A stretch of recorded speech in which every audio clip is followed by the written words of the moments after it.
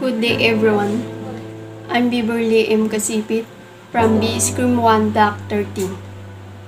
This is my short films about poverty. Poverty. Ang kahirapan ay isa sa mga problema na kinakaharap ngayon sa ating bansa. Hanggang ngayon, hindi pa rin ito nalutasan o nabigyan ng solusyon. Bakit kaya? Kapag naagapan lang ito ng maaga, hindi na sana mabubuhay ang tao na lukmok sa kahirapan. Siguro may mga magagandang kabuhayan para sa pagsustinto sa kanilang pamilya. Ako rin ay nakakaranas ng kahirapan. Mahirap ang buhay lalo na kung walang trabaho dahil nakakaranas ng diskriminasyon. Yun yung hindi pantay na pagtrato sa mga mahihirap.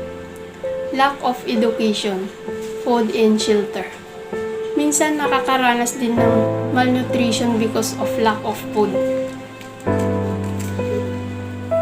Poverty is the reason kung bakit maraming bata ang halos walang makain, pero hindi natin masisi ang kahirapan dahil tayo yung gumagawa kung bakit tayo naghihirap. Tayo ang gumagawa ng ating kinabukasan.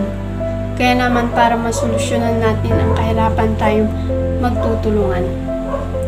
Nang sa gayon magkaroon ng kaunlaran, subukan nating simulan ito sa bawat nating tahanan.